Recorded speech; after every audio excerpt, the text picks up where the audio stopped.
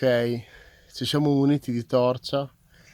Questa è un ingresso a qualcosa, non c'è un'indicazione, non c'è nulla. Infatti, come avete visto, siamo arrivati veramente con le indicazioni di Google Maps, ma anche non troppo precise. Proviamo ad avvicinarci.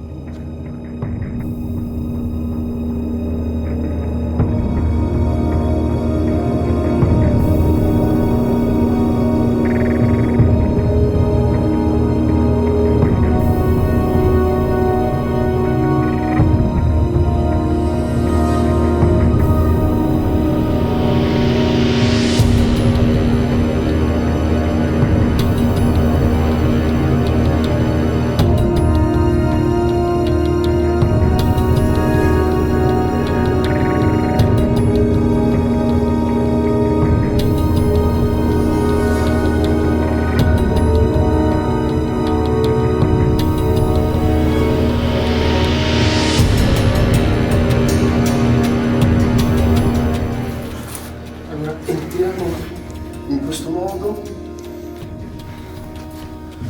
Sicuramente i pantaloni saranno da buttare. E ragazzi, guardate già questa meraviglia.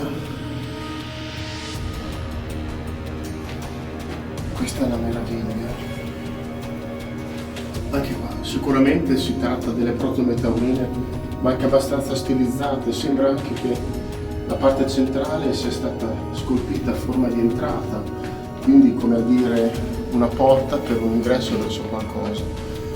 Anche qui davanti a noi abbiamo dei residui di corna taurine un po' a destra e anche a sinistra.